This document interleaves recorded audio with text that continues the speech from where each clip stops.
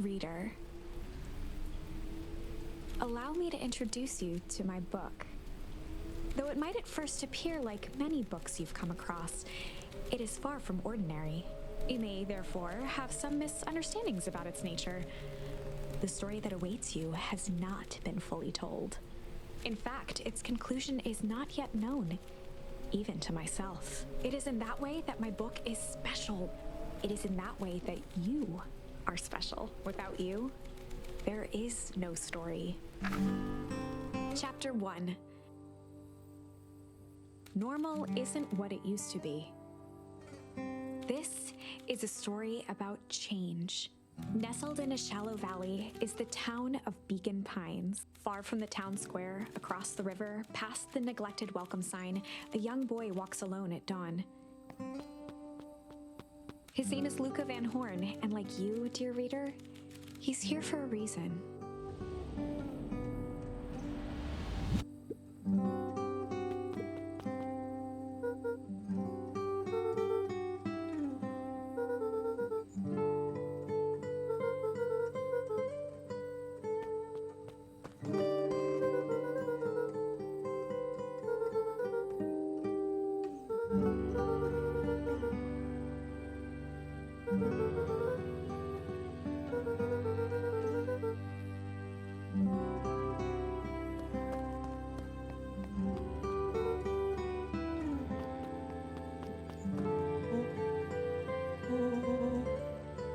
Rolo was Luka's closest friend. He possessed many fine qualities, but subtlety was not one of them.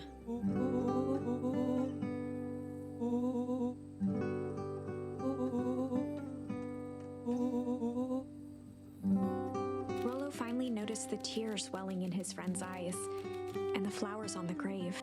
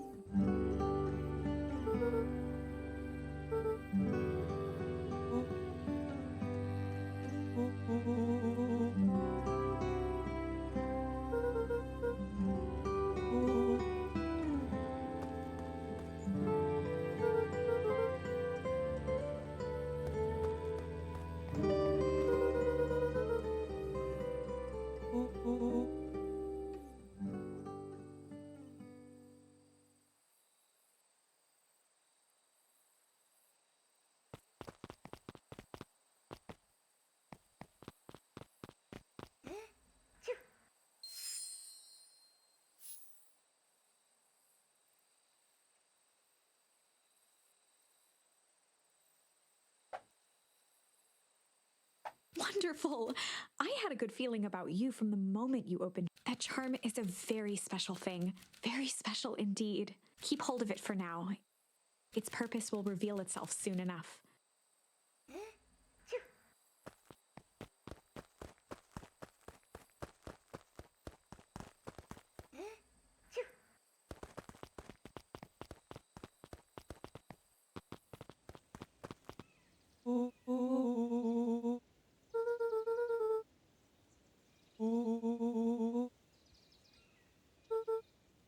Rolo looked to the side suspiciously.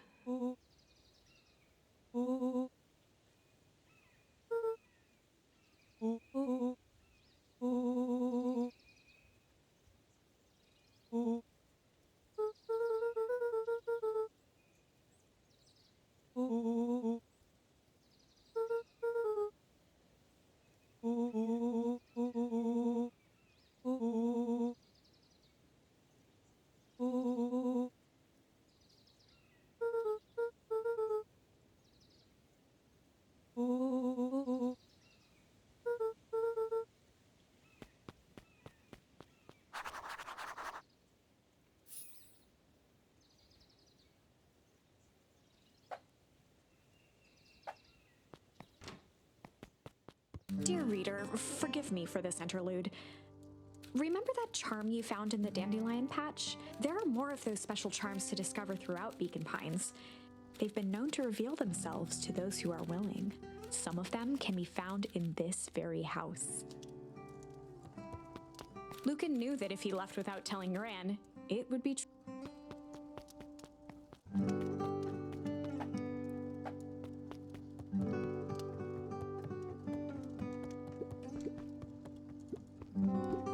Gran had already lit the fire. She kept a warm house, as if by grandmotherly obligation.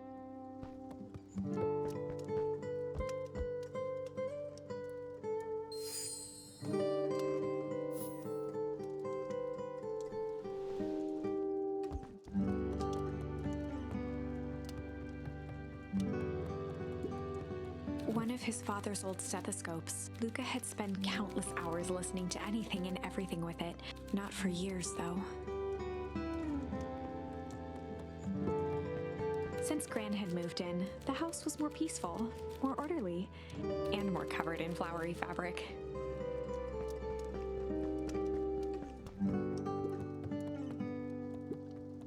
Just some dusty knickknacks.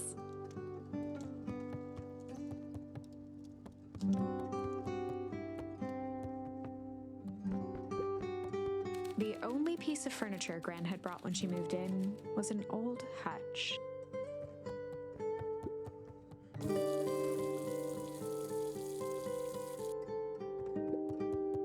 A pair of dull scissors, a broken can opener, a mostly empty bottle of glue, and some loose string. An array of prepared meals crowded the refrigerator, each labeled with the day of the week. Oh my, this is quite exciting. I am now certain that you are the one I've been waiting for all these years. You'll recall I was a bit coy regarding the use of charms earlier. Excuse me, I tend to have a flair for the dramatic. You are about to encounter your first turning point. There are certain times in this tale when everything hinges on a single word. Step forth, dear reader. Young Luka would spend hours hiding in the bushes, waiting for a chance to jump out and startle his mother. She always enjoyed humoring him by feigning terror.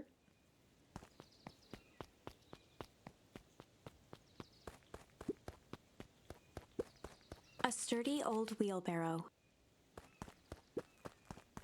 A beginner's guide to gardening laid open on the bench.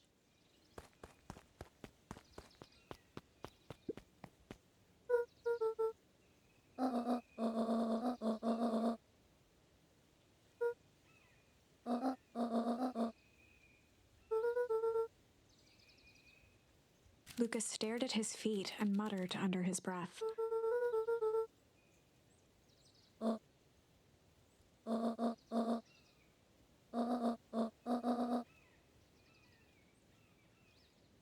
Right, of course. I forgot about the pajamas.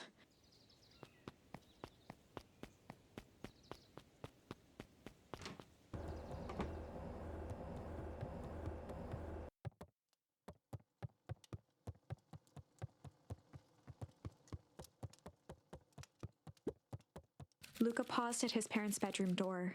He just wasn't ready to go in yet.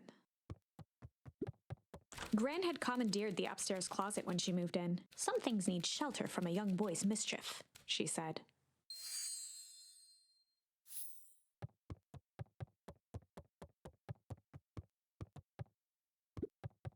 Gran's bed was undisturbed. Luka didn't mind that she had a habit of falling asleep in front of the fireplace. It meant that he could read late into the night.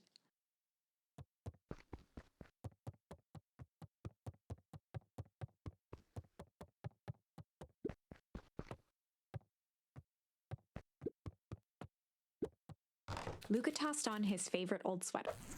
Even though it was the first day of summer, a chill still hung in the air. Gran's moving in meant that most of Luka's things had been crammed in the corner. Luka was somewhat annoyed by the situation.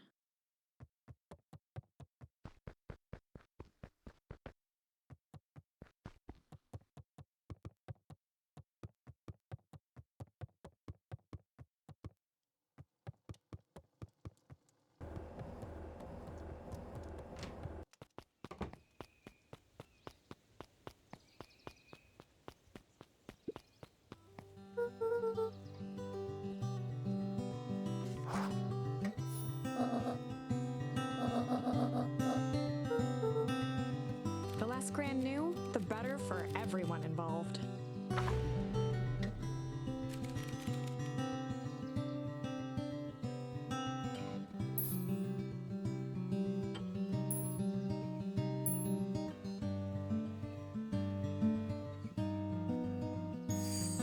We were just gonna go chill for the day.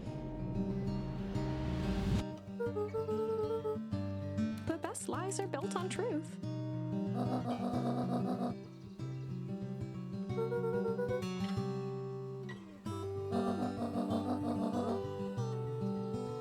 Easy. Impressive. You've managed to navigate your first turning point without too much of a mess. That is the power of charms. A single word can change everything. I think it's time to introduce you to the Chronicle.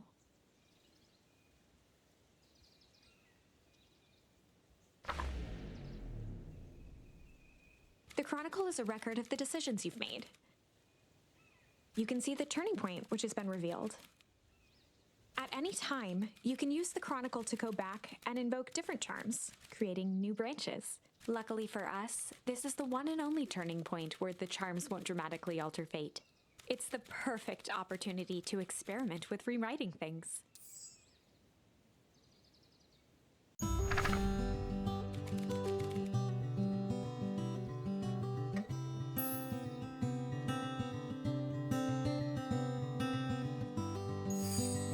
We were just gonna go ponder for the day.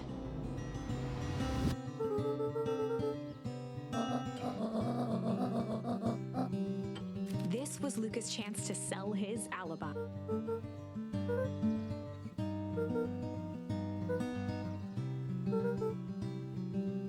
Nailed it.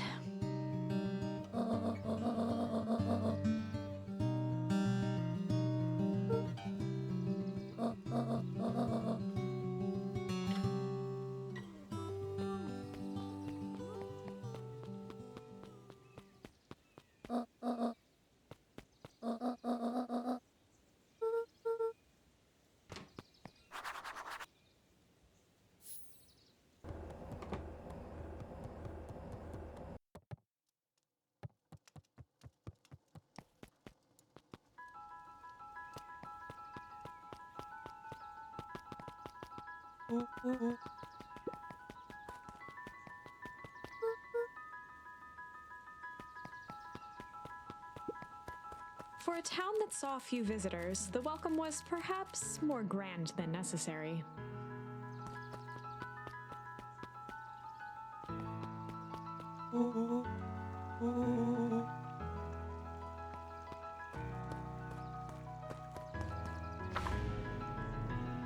Chapter 2.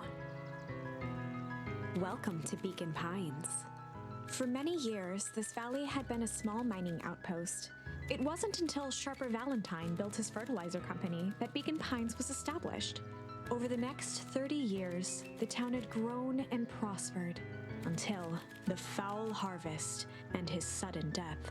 In the 6 years since, everyone was simply trying to get by.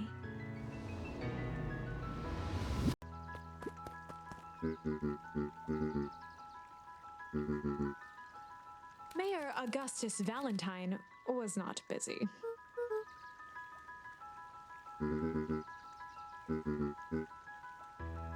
Flustered, Gus instinctively loosened his tie.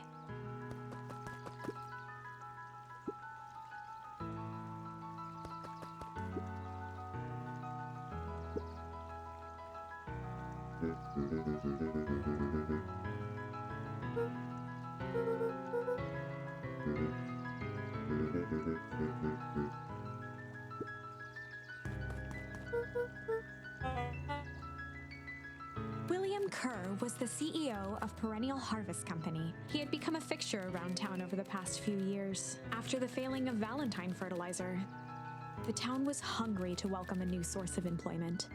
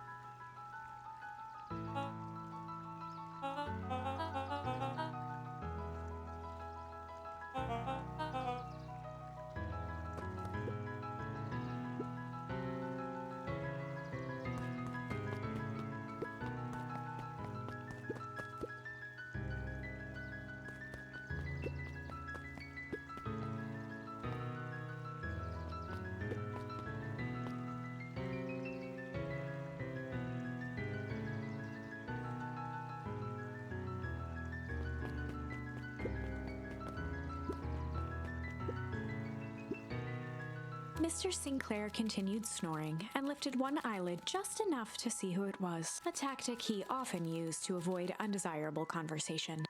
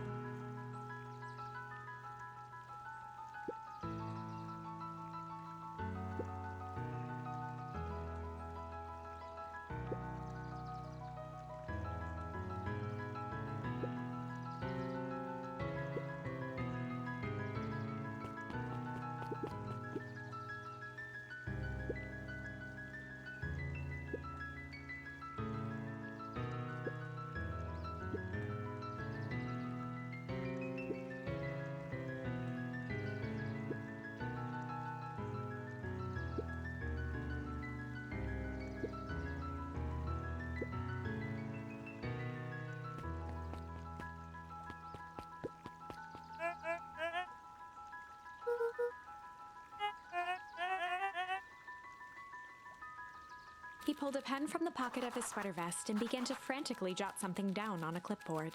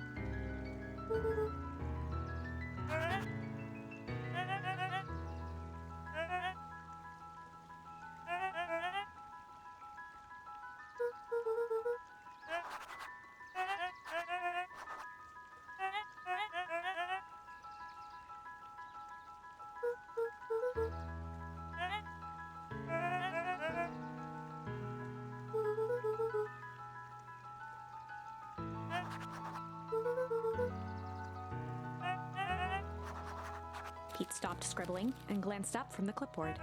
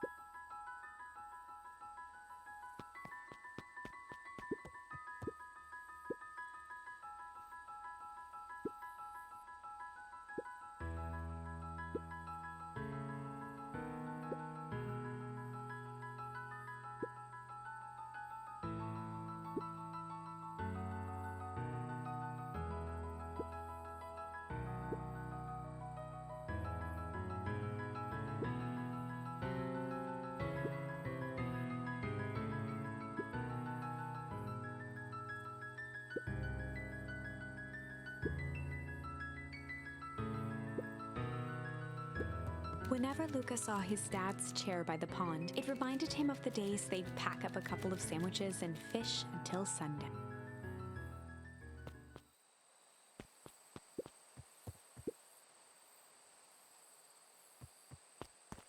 Luka opened the tackle box and picked the perfect bait. Luka tied a shoestring to the hook. What fish could resist a nice shoestring?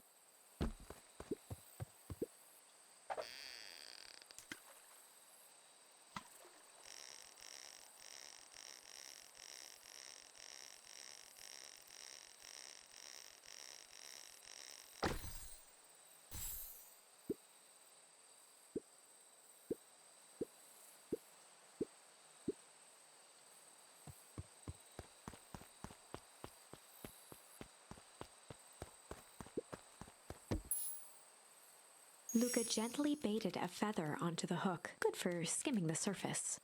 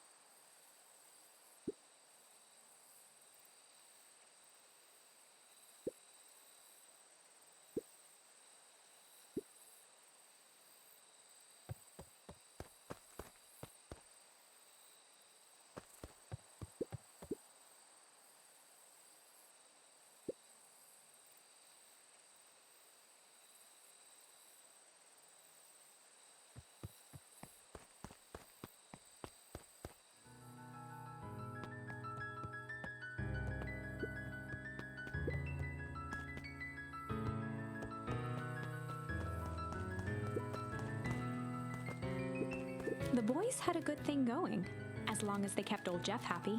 They had an endless source of precious materials to add to the treehouse.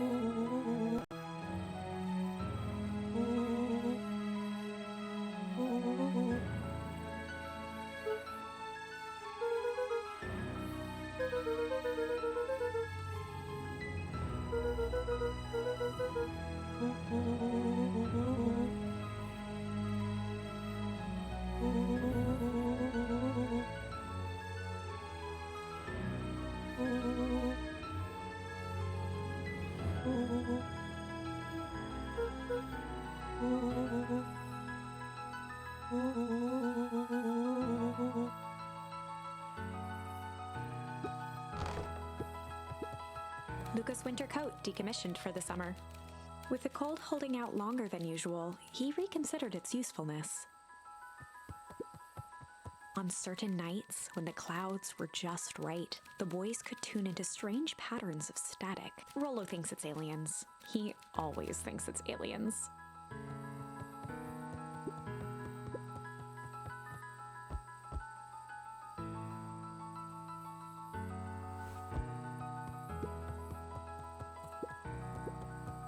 After Luka's father had passed, Rolo became obsessed with them building their own Häng atomic star scraper. It was some time before Luka realized it was Rolo's way of keeping him occupied.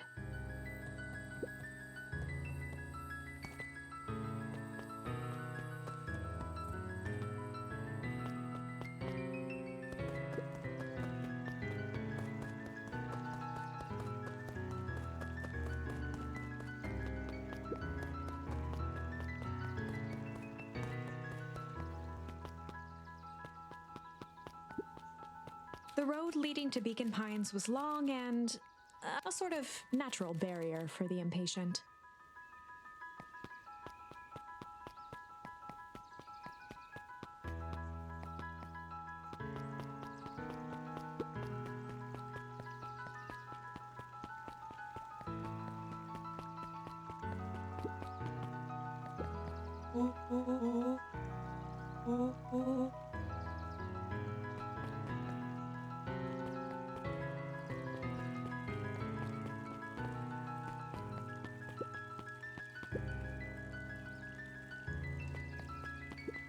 Holden Wilder ran the local paper of record, the Beacon Beacon.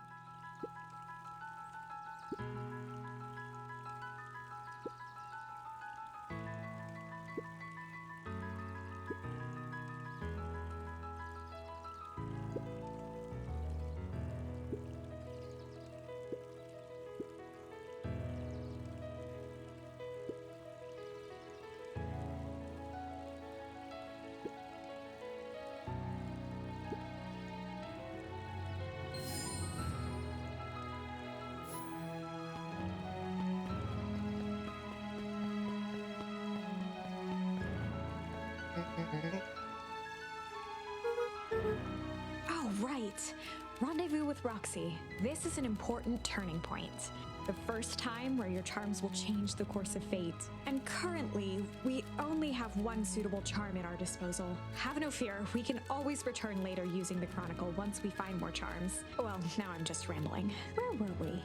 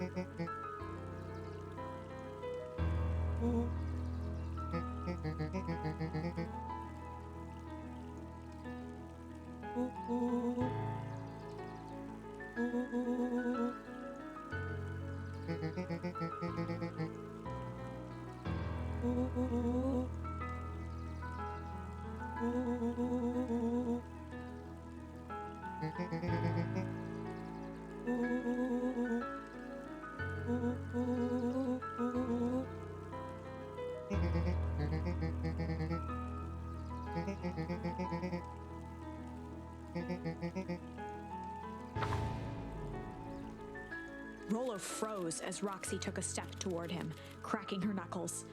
Luka knew he had one chance to save his friend from being dragged home.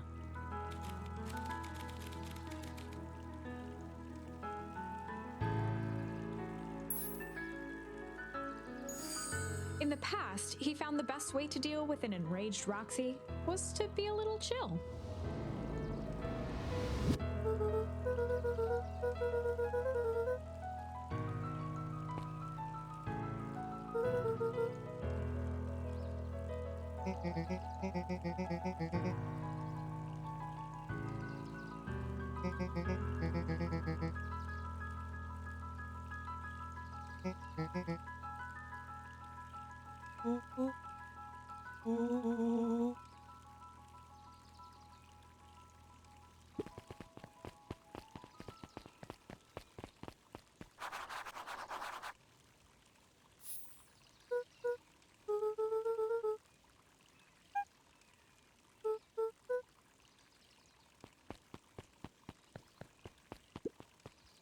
Miss Hatch could often be found near the fountain, too absorbed in a book to be distracted.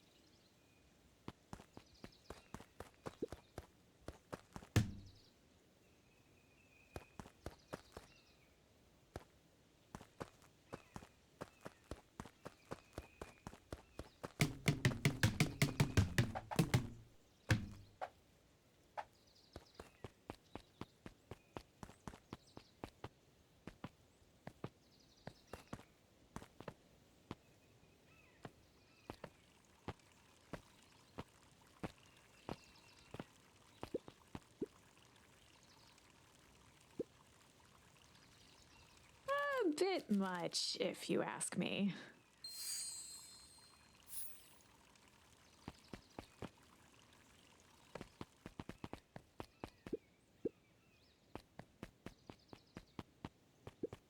Jeff's hardware closed down about a year ago. The effects of the foul harvest stretched wide.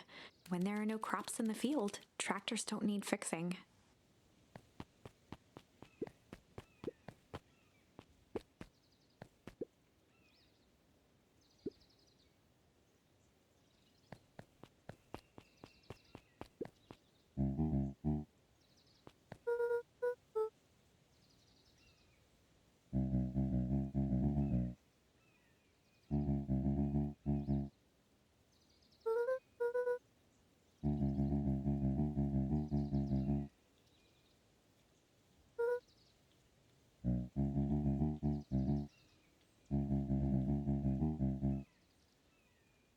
A promise Gran regretted the second it was made.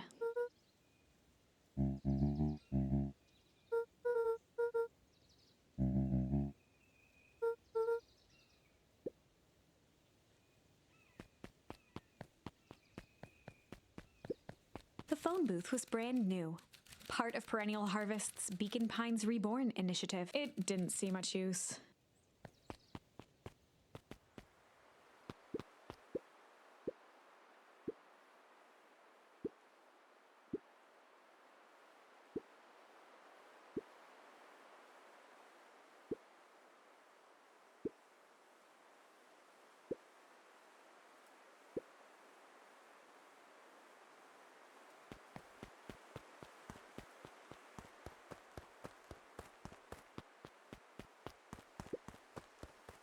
Luka peeked up at the beehive. It appeared to be deserted.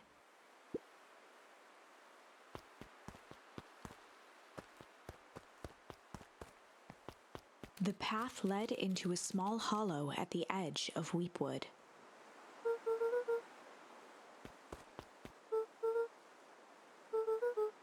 The fence thrummed with a gentle electric buzz. Luka often asked himself what Rolo would do, so that he could rule out that option.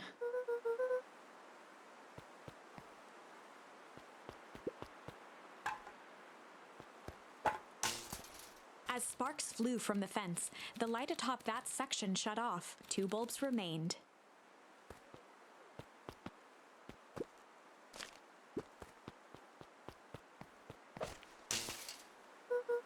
One more to go.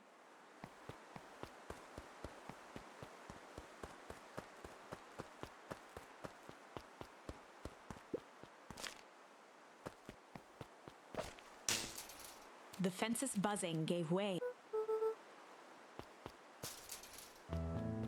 Every kid in town knew the old Valentine fertilizer building. Long abandoned, the warehouse once served as the industrial heart of Beacon Pine. Now, it stood only as a reminder of things left behind.